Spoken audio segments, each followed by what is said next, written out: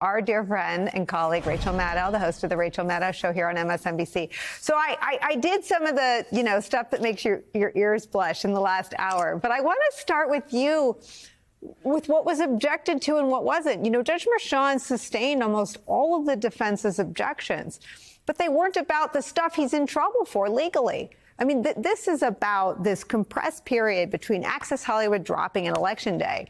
And all that testimony is now on the record, unchallenged by Trump's defense team. Why? Yeah, it's really interesting because the distance between the specific crime that is alleged here and what the prosecution needs to prove in order to establish that beyond a reasonable doubt, the distance between that and what the defense seems upset is being described in court, feels very, I'm assuming they're being driven by their client here, right? And by what's important to him. And I'm not sure that anybody really thinks that Trump didn't do this, right? I'm not sure that in any of Trump's cases that the best defense for him is to say that these things didn't happen. And I know he's denied the sexual encounter itself, but he's also, his defense team said in their opening statements that those really were legal retainer payments for Michael Cohen. And even though Michael Cohen had never been paid that way before, that's of course what Trump thought it was. And of course the sexual encounter never happened. I mean, there's a real world impact of this stuff that I think is quite separate from his innocence or guilt. And I think his lawyers are defending him in terms of the real world impact of this overall story. And I feel like his guilt in front of the jury, as narrowly defined by the charges that have been brought in this case, is kind of a secondary story in terms of its importance to him. I mean, that is so clarifying. And as I was following this on the Google Doc that lets us track real time, and someone on my team is in the courtroom, and this was the first day that I got twitchy when I couldn't follow along in real time. But you're right. There has been for him no separation of the legal and the political, and it has now bled out to his lawyers. And we should say the notes and the admonitions were about describing his body parts and describing the sexual act. Those aren't at the heart, really, of the falsifying of business records, right? And no disputing that between the drop of Access Hollywood and the hush money being frantic, and I was thinking about the testimony from the banker. Is it Gary Farrow? Some of the driest testimony was bolstered by some of the most explosive testimony when you get into motive and action. And the motive is the political crisis created by Access Hollywood, and the action is this bungled hush money scheme filtered through Michael Cohen. Right. I mean, we've got the prosecution. I mean, the defense will put on their case, and we will see what they do. But with all the witnesses that we've seen, including the cross-examination, we've got Hope Hicks, who is, no enemy of Donald Trump, saying that, yeah, he expressed to her that it was way better that this all didn't come out until after the election. And we've got his own financial people working out in writing the way that this was going to be essentially covered up in Trump Organization business records, even though what it was a reimbursement to Michael Cohen for paying for this story. I mean, the elements that they need to, again, I'm not a lawyer, but the elements that they need to prove for the relatively straightforward, document-driven story that undergirds these charges, that story has been told, and it's not hanging on any one individual witness, and every witness who is telling a crucial part of it has corroborating documents or other witnesses on their side of the ledger. And so I feel like the defense sort of has to decide, if they're going to try to contest these things. I don't think they've been very effective at contesting the black letter law issues. The black letter law matters that are at issue here. And so I think they've decided instead that they're going to try to protect Trump in terms of the real world and political impact of this case. And I don't think that's working either. I mean, Stormy Daniels' testimony today, to have the judge say to Trump's defense lawyers, I was kind of expecting you to object a little bit more than you did. To have the judge, sua sponte, having to object himself because Trump's lawyers weren't objecting on his behalf. I mean, we all know about the pajamas now, right? Like, we all heard the condom-related testimony. I mean, all of this stuff is there, and his defense team has let it ring out in the courtroom. Yeah, I mean, and because you went there, I'll follow you. I mean, the thing covering Trump for 9 years is you know that when he went on foreign trips, he wouldn't eat because he was germophobic and he's xenophobic. And so I know from my own reporting that when he traveled to India, he wouldn't eat. I mean, his whole thing with COVID and this whole thing with touching, he didn't want to be touched. I mean, his conversation the first time he meets Stormy Daniels when they have sex is about her time in the adult film industry and whether they wear condoms. She talks about being tested. He wants to know how they protect themselves from STDs. It's so on brand. Again, it's her testimony. A jury will decide if it is or is not credible.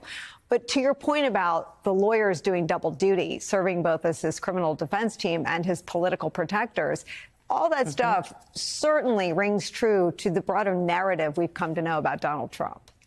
Yes. And, I mean, listen, there's the very big picture here, Nicole, is, I mean, we're thinking seriously as a country about putting somebody back in the White House who mounted a violent effort to overthrow the government the last time that he was voted out, who says that parts of the Constitution should be terminated, who says he wants to put the U.S. military in American cities. He wants to build camps for tens of millions of people, right? Like, that's what we're thinking about doing. There's like this huge yikes factor when it comes to him.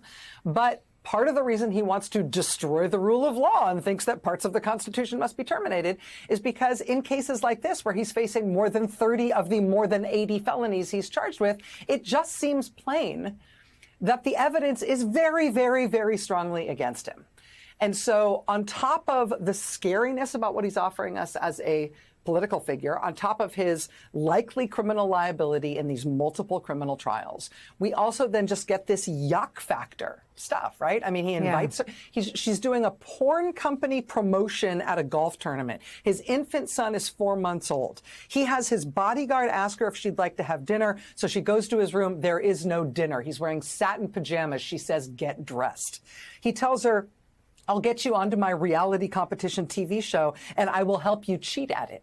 Right? He gives her he says, I'll give you advance notice of the challenges on the show and that will help you. He tells her, oh, me and my wife don't sleep in the same room. He asks her when she was last tested for sexually transmitted diseases. He tells her, she reminds him of his daughter. She goes to the bathroom. She comes out of the bathroom and he is stripped down to his underpants. And she tries to leave. And he steps between her and the door. And she doesn't want to do it. She says she doesn't feel threatened, but he says to her, I thought you were serious about what you wanted. If you ever want to get out of that trailer park, they have sex. She is not into it. He does not wear a condom. That is particularly concerning to her, and he should know that it is because she has just explained that to him about her work in the adult film industry. They meet several more times. He makes more sexual advances. They never have sex again. And ultimately, it is only when he finally says, no, I'm not putting you on my TV show, that she stops picking up his calls. I mean, that's the character. I mean, Jimmy Carter almost lost in 1976 because he said he'd committed lust in his heart. But this is who we're thinking about putting back in the White House right now, along with what he is threatening to do to the country, in part out of anger for the criminal liability that he has brought on himself by trying to cover up things like this, behavior like this, character like this. I mean, she said today, I have no shame, talking about her career choices. And there's no reason she should. She's got self-determination. She has given herself the career that she wants. But we can have shame. You know, we can have shame about our political choices as a country in terms of who we are elevating as America's face to the world. And today is just, I mean, none of us will ever get this taste out of our mouth. I think that's right. I also think we made a mistake in covering him as so hapless and accidental. I mean, you didn't, but a lot of us did. He came out of the gate. What was his first thing? What does the publisher of the New York Times go to the White House to talk to him about? Describing all of us as enemies of the people. Why did he need his base to think that and we were disoriented by it, right? We thought, ooh, that will really endanger journalists working abroad, and it does. But it wasn't about that. It was about us. It was about today. It was about making damn sure that when today came around, when the public learned that Stormy Daniels would testify to the sex she had with Donald Trump while his infant son was 4 months old, that his base would say, no way. My God, he didn't do that. And if he did, man, what do they even say? What a stud. I mean, it's weak and gross. And the satin pajamas, I don't have any clue how that fits in to the image. But it makes him more, I don't want to use the word strategic because that's not it. But his primal desire to survive and thrive, knowing exactly what his life had been up to the moment when he became president, drove everything. Yes, and so you have to prime your followers for there is no knowable truth, there are no facts, anything that you see is represented as science or expertise or journalism isn't real. You can only believe what I tell you. Right? The facts are what I say the facts are, right? And the right has done this to a certain extent, right, in demonizing journalism for a very long time, right? But he took it to a different level in saying that unless it was praising him, it wasn't real. And that is setting up your followers to follow only you and to accept what you tell them and to do what you tell them. And the courts that he's got to spend time in now because of these multiple criminal and civil cases are places where there are no alternative facts, where there are only facts, and that it's an adversarial process, and he's got good lawyers who are representing him vigorously. But the evidence is tested, and it's subject to law and the judgment of trained jurists.